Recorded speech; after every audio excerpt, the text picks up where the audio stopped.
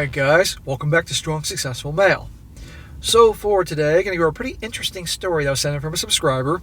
This from a guy, sounds like he's in his very late 50s, and he shares his story of how he went from being the stereotypical Chad for the first 30 years of his life. Football player, military officer, big jack dude, hooked up with gals left and right, the type of guy that, probably in behavior and attitude that most of us would want to punch at some point, to finally getting into some trouble for his Chad-like ways and makes a deal with God. And essentially found religion and went and led a completely different life from his early Chad ways. And I thought it'd be a very interesting one to go over here, guys, to show you just exactly all these stereotypes about the guys they call Chad, the bad boys, that type of thing, really are dead on. You're going to see about how he very easily got plenty of women because of his attitude, amongst many other things. But eventually, his ways get him in trouble, and you'll see what I'm talking about here. And he finally, enough was enough, and he then did transformation, and has been a family man ever since. And I thought it'd be a very interesting one to go over here, guys.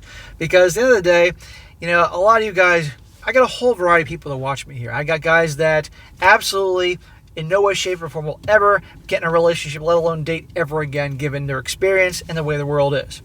I got other guys on the other side of the spectrum that are married, have families and all that, and learn and watch for entertainment, watch to learn some things to help improve themselves, and everybody else in the middle.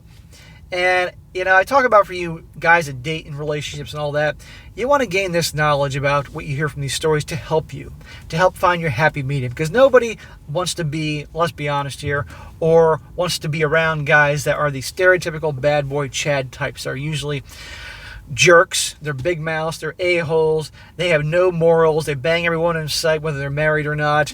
Just, you get what I'm talking about here. Versus the kiss-ass, vanilla nice guy who puts everybody before him, is taken advantage of, treated like shit. You want to find your balance. Essentially, you want to be a good guy that's going somewhere in life, but has the wisdom, has some of the Chad qualities without being an a-hole. And so by listening to stories like this and his past and all that, it can help show you some of you guys, what may be lacking in your attempt to find the good, happy medium, the sweet spot, if you will. So it'll be an interesting story. Longer story, but an interesting one. He says, hello SSM. One of your videos came up a few years ago, and I was quite impressed with your channel. I follow other RP channels, but like yours the best. I must sheepishly confess I have not subscribed to you or any other channel for that matter. What do you mean you haven't subscribed to my channel? You've been watching all these years? Well, subscribe, damn it. And subscribe to my other channels, because the more people subscribe, it helps with YouTube, more recommendations and everything, and I can then help more dudes out there. I'm a very private person and have absolutely no intention of sharing my story with you, but recently reconsidered it as it covers many of the issues you discuss in your channel. Well, I'm glad you wrote in. It's quite the story, and you have definitely had quite the transformation. There may be some content on what you would call a religious nature that you may seem inappropriate, but it's part of the story. I hope my poor choices in life can help other young men not to make the same mistakes. Right there. And I'm glad he's admitting this from the get-go, because this guy made a lot of mistakes and has definitely behaved in a way that a lot of us would probably want to punch this guy in the face earlier in his life. My name is indeed Chad, and that's no joke. Here's the background here. My father was one of those 1950s rebel without a cause guys. He wore the rolled-up pant-leg jeans, penny loafers with white socks, black leather jacket, and thought that a real man drove fast cars and motorcycles, smoked heavily, and got drunk every day. Well, I got nothing against the leather jackets, and I got nothing against the motorcycles and fast cars, but getting drunk every day and smoking heavily is fucking stupid. He was not a very respected man in our town, so he gave me and my siblings respectable names. My name is Chadwick. My brothers are Thurston and Howard, as in Howard Hughes. My sister's Margaret Elizabeth, as in British royalty. He worked at a factory and didn't know respect had to be earned. My mother was a high school cheerleader prom queen who fell from grace by getting pregnant in high school back in the 1950s, and she relived that popular high school girl life every day. She was a stay-at-home mom, but apparently could not find time to cook, clean, do laundry, make lunches, or any other traditional mom things. So she was the exact opposite of June Cleaver. As you can imagine, my siblings and I pretty much raised ourselves. Watched a lot of TV, played whatever sport was in season, and did lots of other normal kid things. Normal for the 1960s and 70s. These marshmallow men in the world today would have never survived that era. Yeah, but then again, it's like, okay, who raised these marshmallow men of today? You know? In the 7th grade, I joined the football team because that was what everybody did. I was a cornerback and tailback and was pretty good. I never told my father that I joined the team because I didn't want him to go to my games because I knew he was going to embarrass me. I earned the first string in the 7th grade, and about 3/4 into the season, some guy my father worked with congratulated him on how well I was doing. When I got home from practice one night, he pinned me against the wall and wanted to know why the hell I didn't tell him I was on the football team. I lied and told him I did tell him, but he was drunk and didn't remember. Good answer. He was at the next game and, of course, again, drunk. He was running up and down the sidelines yelling, "Kill him, Chad! Kill him, Chad!" My coach told me to have a talk with my father. Yeah, you're in the 7th grade. You're like 13 years old. You can have a serious talk with your dad? Okay. I knew that wouldn't go anywhere, and so I told my coach I had to quit the team and I'd try again next year. I told my father I quit the team and giving up on sports forever. So I played in the 8th grade and picked up where I left off. My father didn't ask and I didn't tell him. I joined the team in the 9th grade, and in my school, freshmen rode the bench on Friday night and played other freshman teams on Saturday morning. My father did not know about the Saturday morning game, but went to a Friday night game and saw me on the bench. When I got home that night, he reeked of booze and had loaded his handgun. He was yelling about that effing coach is not going to bench his son. Oh, for God's sakes. He said, get in the car and we'd find out where the coach lives and teach him a lesson. Are you fucking kidding me, Dad? I just rolled my eyes at him and went to my room and stayed the rest of the night. I found him passed out on the floor in the morning and he had urinated in his pants. When he woke up, I told him I quit the team but did not. I had a growth spurt the next year and I was about 6 feet tall, 180 pounds. I earned the starting cornerback and tailback job. My high school career was pretty good. I fed off the violence you could get away with the field, probably to an unhealthy level. In those days, attempted offing oneself was legal as long as it was on the football field. I never told my father about it and spoke to him as little as possible. As you may guess, I did not have much of a social life. I was always broke, so I had to decline invitations to go out with friends that I didn't really even consider any romantic relationships with girls. Often girls would kind of throw themselves at the football jock, but I can never let anyone know about my home life. I always feel so bad for kids that grow up in households with fucking alcoholic parents or ones that are on drugs or things like that. And from what you sound like, your mom wasn't that great either. Yeah, obviously it sounds like she wasn't drunk all the time, but she didn't do anything that really helped raise you guys. Upon graduation, I was informed that I was being offered a full-ride football scholarship to a small Division III school, and obviously I took it because there was no chance of being able to afford college. I did not tell my father or mother. In the fall, I said I was moving out on my own and didn't say anything about the scholarship. Well, at this point, you're a grown-ass legal adult, and this is now the 70s, and let me tell you, there wasn't coddling back in the 70s, obviously, like there is today, you know? So now I'm in college, 6'1", 185, and in this era, freshmen were not allowed to be listed as starters. Sometimes me and some other freshmen would get to some playing time in the fourth quarter, and somehow my father found out I was playing in the local D3 team. He went to a game where I got some playing time in the fourth quarter, and he repeated what he did in middle school, running up and down the sidelines yelling, "Off him, Chad, off him, Chad." I told my coach I didn't know who that man was, and he was banned from attending any more games. Your dad's screwing up your fucking life, man. I mean, really, you could have been kicked off the team, and then that would have impacted your ride to college. I mean, you just never know what could happen. This is where my love life blossomed. I had a class with a frat boy, and he invited me to a frat party. Drinking age then was 18, so the parties were wild. He told me to wear my football jersey, and he would guarantee that I got laid. I didn't believe him, but wore the jersey, and oh my God, the absolute hottest gals of the party were all over me because I was on the football team. And Chad is born. The night was wild. This continued for a month or two, and then they found out I was a freshman, and things kind of cooled off, but not completely. Near the end of the season, an assistant coach wanted to meet with me after practice one night. He said that not being able to play on the varsity team as a freshman did not mean I was off the hook. He said they were watching me in practice, and I was giving a half-assed effort, and he was right. I thought that since I got limited playing time, why put forth a lot of effort besides keeping my grades up for the scholarship and my new social life, I had trouble balancing it all. Because if you do half-ass, that means your sophomore year and the other years you're not going to be you're not going to be playing. You got to give your best. Whatever you do, guys, you're trying to master, get good at. You got to give your best all the time. Yes, we have bad days, but you get my point. The coach said that my scholarship for the next year was in danger. I immediately put a hold in the social life and dedicated all into grades and football. There you go. This coach did you a favor, dude. I found that appreciation for violence once again. The players in the highest grades did not like that and challenged me. I was up for the challenge and they left me alone. Over the summer, I resumed my social life with the ladies, but also been hitting the gym hard to put on some weight. I ate a ton of eggs and chicken, but was not seeing the results that I wanted. There was a guy in the gym who introduced me to roids. It was the Wild West back then in roid land in those days, and the roid rage was still a thing. I packed on the muscle, though. I scared off some of the ladies with my harsh attitude, but I did not care. Women were plentiful for buff guys. In those days, ladies would always say they don't like muscle-bound meatheads, and they were lying out their asses. I had my choice of women at my beck and call. Yep.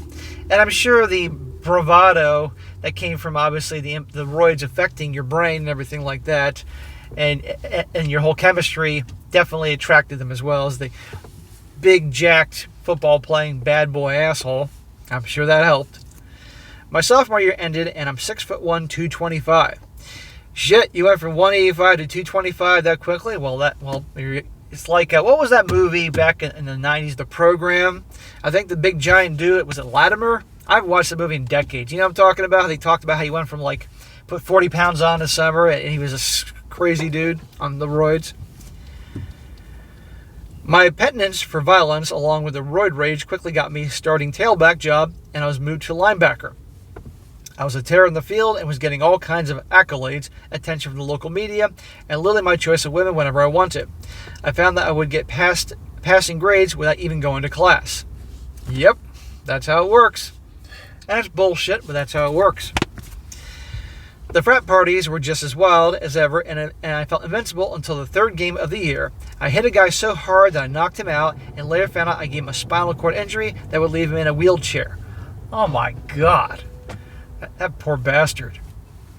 Not gonna lie, I cried when I got the news and cried hard.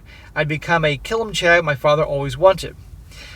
You weren't who your father wanted. Your father wasn't where he wanted to be in life, so he wanted all those things in his son. Gee, that's never happened before. It wasn't easy, but I quit the roids, but kept working out and got some good nutrition advice, so I kept my 225-pound weight. Other than being a little less aggressive at the frat parties, they were wild, and I was hooking up with different girls at my leisure. One thing about roids in those days, your muscles grow fast, but your ligaments and tendons do not keep up with them. In the seventh game of the season, a tailback swept left was called. My lineman did a great job. I ran over a linebacker and a safety, and there was nothing but green pastures into the end zone. I was kind of cocky and slowed up a bit when this little 160-pound cornerback hit me on the side of my right knee while the foot was planted. Ouch. I never felt that kind of pain before in my life. Turns out I tore my anterior, my anterior ligament, and both the medial and lateral collateral ligaments. Whew, ouch. My season was over, of course, and these were the dark ages of orthopedic surgery.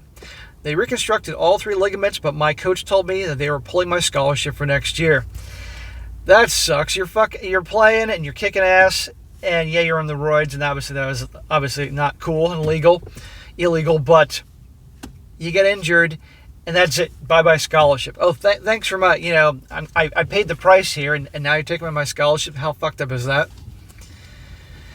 As a D3 school, they were limited to the number of scholarships they can give, and the recovery period would have out of action for an entire year. I was still getting the ladies, and they would bring me whatever food I wanted. Newsflash, I'm sure even back then, all these different colleges and universities are flooded with endowments. They can certainly pay to keep you around. What a load of crap. I searched for other colleges' funding options and spoke with a guy from the Air Force. He said they would cover the rest of my college expenses if I gave them 6 years of service after and went into medical administration, so I agreed. My junior and senior year were uneventful. I didn't quite have the female options I previously had, but still enough to keep me going. I'm sure you had plenty of attention, dude, because you're a big jack dude, but yeah, you're no longer in the spotlight, so they're interested in the new guys in the spotlight. That's how it works. They monkey branched over to somebody who they thought was better. At no point did I ever consider a relationship with any woman. I didn't want to get tied down to one when there was literally a fertile field waiting to be harvested. Well, you know what? You shouldn't have, because you were back then, that was your prime. Excuse me, it wasn't your prime. Your prime really begins later in life, but that's the time period when you're establishing yourself, because now you got to get footballs out, so you got to get serious with your grades in the military. So you had your fun, you were careful, but relationships, you can do that down the road. I graduated college and went to the Air Force. I was not a military guy and was just there to give them the 6 years and move along. I learned that the Air Force wanted their officers to be arrogant bastards. This was by design. They wanted the officers to feel they were above the enlisted people because in time of war, the officers needed to give orders and expect them to be obeyed. This was when the military was still the military and not some fluffy, pervy social experiment. I could not with good conscience suggest a young person join the military today. My dad, may he rest in peace. I love my dad. If he was alive today to see a lot of what's going on, good God. I haven't seen my brother-in-law, who is a Navy officer, in a few years, and I would love to get his take on that. My sister's husband, really good guy, military officer. He's going to be out of the Navy soon. I was sent to an Air Force base in Florida, near a beach. I was in heaven. I was still kind of buff with a 13% body fat. The ladies were all over me at night, and I took a sexy little airman first class to a local bar and back to my place. I was called to my squadron commander's office the next morning. He required the official military greeting, standing at attention and saluting. I kind of figured I was in trouble, but didn't know for what for. Because you were banging an enlisted chick, that's why. He saw me at the bar with the airman first class and reminded me of the military prohibition of fraternizing with the enlisted people.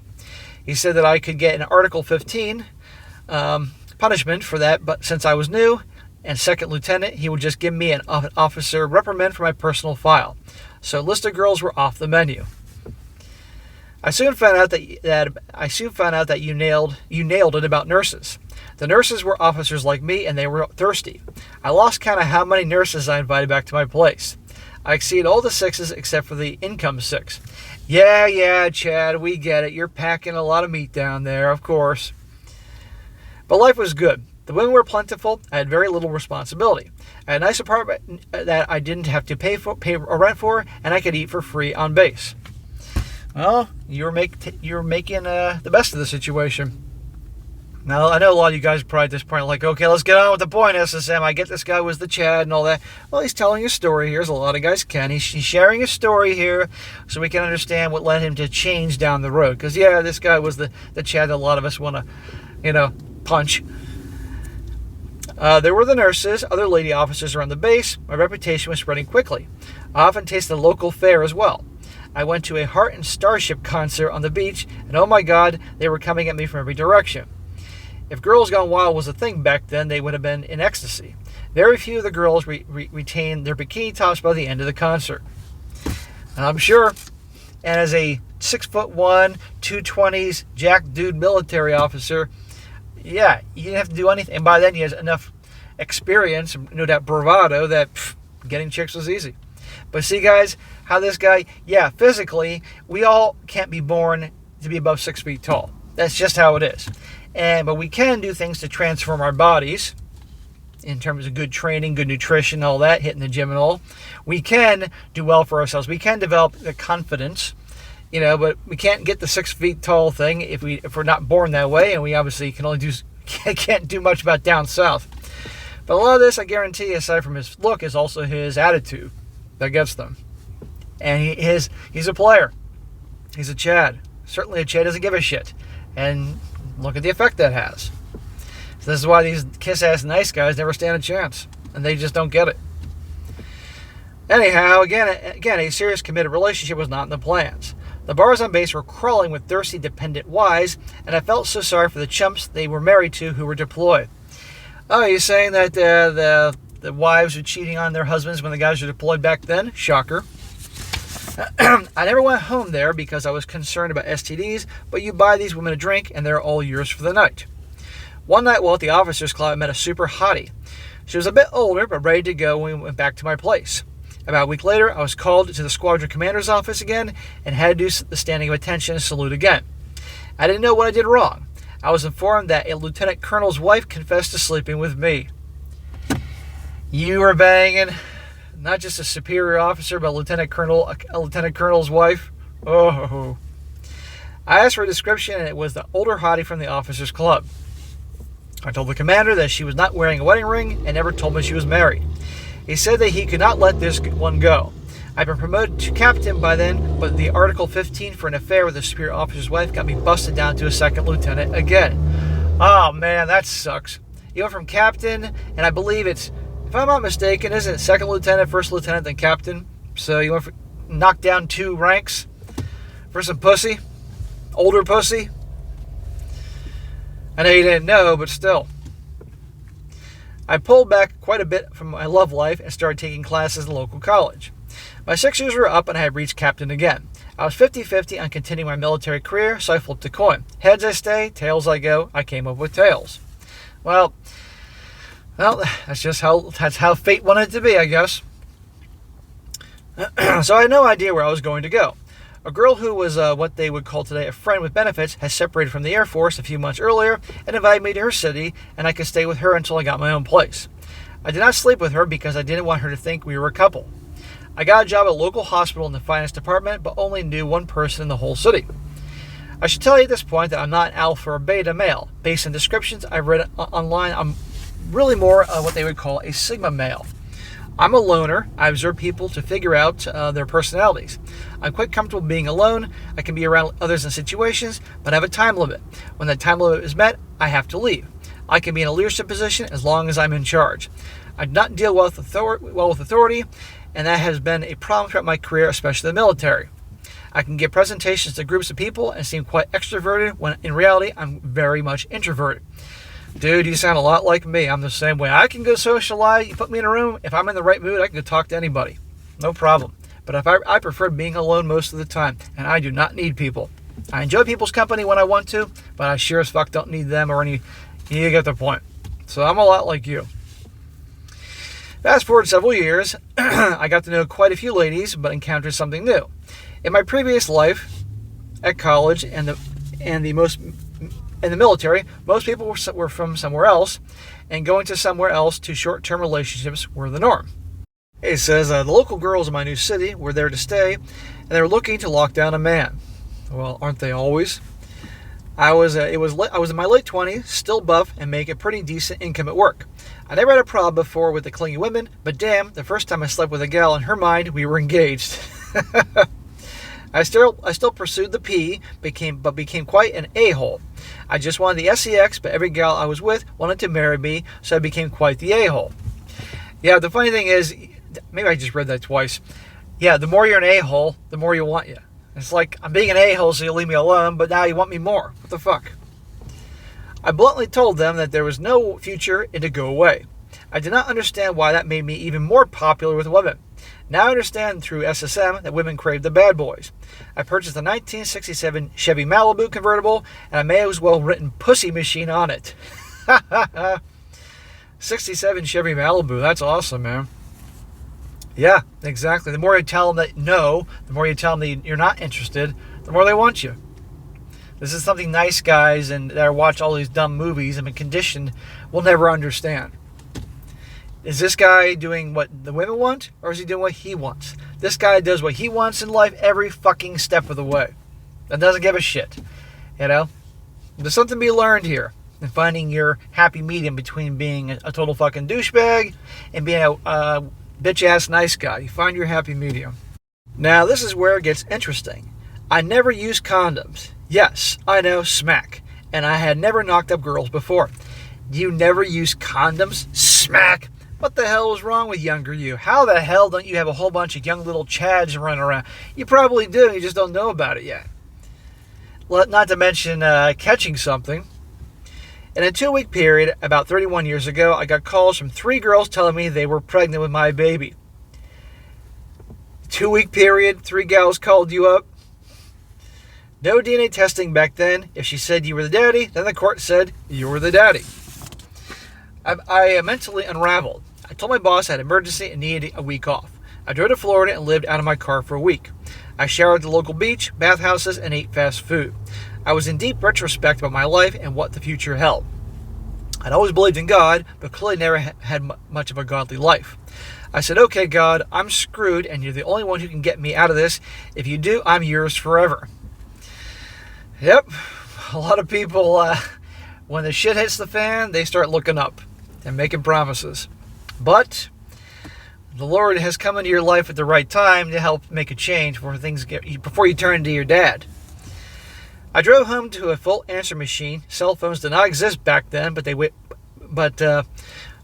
he said cell phones did exist, but they weighed 50 pounds and were super expensive. I listened to them all. 2 of the girls told me they had miscarried and would I call them. I did not call them, since I have not spoken to any of them either. I met the 3rd girl at the park, and we talked a lot. She said she was keeping the baby no matter what. I remember my promise to God asking her I remember my promise to God and asked her to marry me. We got married in February, and my first child was born in July. Bro, I gotta say it. Just because she was pregnant with your child didn't mean you had to marry her. You could support the child and everything, but it was your life, and you made your promise to God and all that, and I know how this whole story goes, but I gotta make that clear. Nowadays, guys, the old-fashioned, she's pregnant, you gotta marry her. How many miserable marriages have come out of situations like that? You don't need to do that. I'm gonna get shit in the comment section from a lot of people, but I'm not gonna back down to that. Okay? If you and her have a great thing going and she gets pregnant, then there's something to talk about. But if it's just some hookup or you barely know her and she got pregnant, it's your kid, the old-fashioned, well, you got to marry her, that's a recipe for disaster. If that's your kid, you damn well are going to provide for that kid. But marrying her, well, this is his story, so we'll see how this goes. I was serious about my promise. God and I have a contract. He got me out of trouble, so I was going to serve him, but I didn't know how. I read the Bible from cover to cover several times, and each time at reading, something I missed before jumped out of the pages. My relationship with God grew deeper, and one day it hit me, this is not about religion. He says religion is man-made. It's a set of strict rules and regulations you must follow to earn your way to heaven. You must look like everyone in church, dress like them, talk like them, and above all, never question anything. I remind you that I don't deal well with authority, so those churches never worked out. Well, bro, you and I are very much aligned with our views on this particular subject. Let me tell you something. I was raised in the church, smothered in JC, and let me tell you, some of the most holier-than-thou types that I was aware of were some of the biggest effing hypocrites, a-holes, less charitable people I've ever met in my life outside the building. Yes. So, yeah. I read the Bible how Jesus and John the Baptist ripped the Jewish leaders a new one, and it dawned on me. Most people are religious but have no relationship with the Creator of the universe. They slog from week to week, going to the 9 to 5 Monday through Friday to a job they hate, get drunk on Saturday, and on Sunday pretend to be righteous. I developed a disdain for these people, but since have grown to pity them. Satan is hard at work in religion than in crack houses. Yep, this guy's, bro, I know you're listening to this. You're going to get a lot of shit in the comment section. There's going to be a lot of people who are going to agree with you about that, and I also agree with a lot of what you say, but there's a lot of people that just, when it comes to religion, anything, and I mean anything that remotely, the slightest little opinion or criticism, people go fucking crazy, because that's pretty much what holds everything together for them. Over the next 12 years, we had more children. My wife was a stay-at-home mom, and I got fired from several jobs due to my problems with authority. Well, smack. Well, you got a family to take care of, so you need to get your fucking shit together, dude. I somehow always seemed to come into money or a job when it was needed. I had to confess that these were God moments, and over the years have tempered my problem with authority, but will probably never let it go completely. The first 23 years of marriage was feeding babies, changing diapers, doing mountains of laundry, playing with the kids, going to LIM school functions, etc. Or LIM school functions. Oh boy. For the former Chad, bad boy who you heard his story? Can you imagine this complete 180 in life? When I would go home from work, my wife would dump the kids and the problems in my lap and walk away. She had this idea I was having fun and yakking it up with the people at work. In reality, I was busting my tail, doing something I hated and working with people I didn't like, so I began getting home from work a little later each day. At no point did I ever consider cheating. Well, good for you, man. Given your past, you would think that you would have, and I believe you here, because, again, you found religion, you made a deal with God, and He's been on your side and helping you. So, yeah. God got me out of one jam, and I wasn't going to get myself into another one. In my state, the divorce rules state, screw over and destroy the man, and if the wife is a stay-at-home mom, burn him at the stake, but don't kill him because he still has to pay for everything, as though they are still married. Pretty much. This, of course, did not go well with my wife, but she would not listen to anything I said. Whatever insane problem scenario she cooked up in her mind was the truth, and that's final. So, it doesn't sound like a very happy marriage, my friend. Now, this is why, this is your life, fair enough, but this is why I say, guys, if she gets pregnant, doesn't mean you got to marry her. If you already have a great thing going, okay. But if you don't know each other very well, she was a chick you're casually seeing, or maybe you just started dating, if it's your kid, damn well you're going to pay for that kid and help with that kid. But if it isn't your kid, but just the old-fashioned run off and marry him, look how now, in fairness, relationships, marriages have ups and downs, and the more kids you have, and it's going to be very stressful. I got kids in my family, a lot of little kids from cousins and my sister and everybody else, and I have friends, and I, of course, don't know what it's like to be a parent, but I can observe and see them stressed, but still. She began being super manipulative, passive-aggressive, selfish, narcissistic, and again, she was right 100% of the time, as I was wrong 100% of the time. Your younger self would smack you upside the head. Just because you made a deal with God and you were going to put your old ways behind you, didn't mean you have to put up with this bullshit. I think she probably knew, I'm sure you probably told her one day your deal you made with God, and then she's thinking, oh, well, then this guy's going to be able to do whatever I say.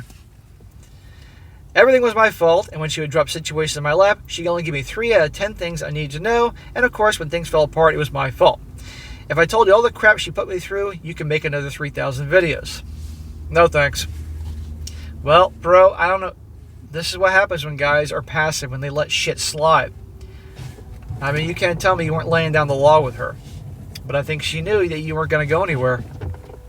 Women need to know that if they push a guy too far, he's gone, no matter what the situation. Our love life did tank, but not the reason you may be thinking. She wanted to have sex all the time, and I avoided it as much as I could get away with. Before her, I legitimately had roughly 100 women, no exaggeration, and it was just not that important to me anymore. When we did have sex, I just wanted to walk out of the room. Well, that sounds like a shitty situation. She'd find some esoteric nonsense that either didn't know about or didn't care about, and she'd cook up the worst case scenario in her mind and sob about it.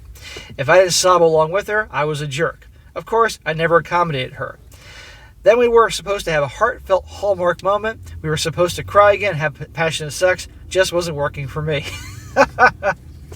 So aside from all the other things, now she's trying to turn you into a fucking modern whiny crybaby like you've been seeing for a while. We just became roommates. I avoided her as much as possible because all she did was complain.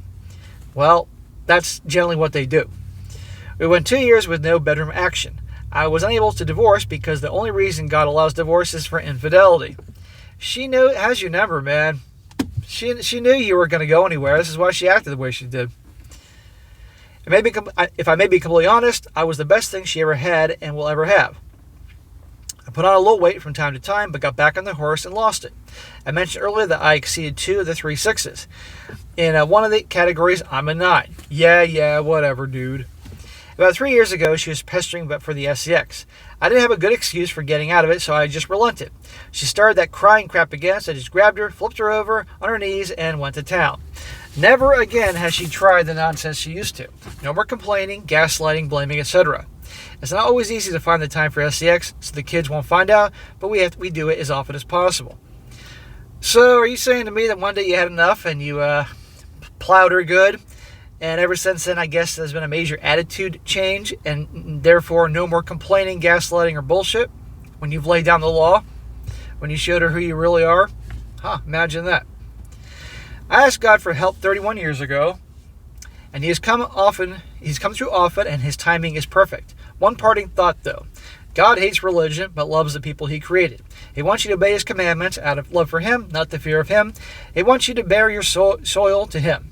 Bear your soul to Him. You misspelled that. He already knows, but wants to have that intimate relationship with everyone. The end. Well, we can all debate that last paragraph about the Lord, but anyhow, if that's your life and that gives you peace and all that, wonderful. Now, so guys, there you go. This guy's he came from being the total Chad in every possible way. That type of guy, in his life was definitely going to be going down the drain. Probably going to be just like his father eventually, but found God. God helped him out, and that's been his life afterwards. Now, a lot of you could say that what he described as his married life sounds like pure fucking hell. Doesn't sound like a blessing to me or to you guys. But you know what? At the end of the day, this is his life. I'm sure he loves his children, and it sounds like after years of bullshit, the way he described in the end, things changed with him and his wife. But remember, guys, that she could think you're the most amazing thing in the world in the beginning, but if she starts to think that no matter what, you're not going anywhere, like say you're a religious fellow, and she knows how religious you are and how you're not going to break up a marriage because of that, then she can start pulling bullshit. So no matter what, women need to know, they cross you, they push you too far, you're out of there. Of course, this is certainly warranted. You're out of there. End of fucking story, no matter how bad it gets. Because they don't respect you, they won't love you. But it sounds like you're getting your man card back, at least with her. And now no more bullshit. So good for you. So I'm glad you were able to get past your a-hole, reckless Chad type of ways back in the day. But a lot of the things you did and a lot of the way you carried yourself definitely made the point. The guy that puts himself first. The guy that, does well for himself. That has confidence and does not put the gals on the pedestal. They're chasing all after him. Sure, it helped that he was the football player for a while, that he's tall and jacked, but we can't control our height.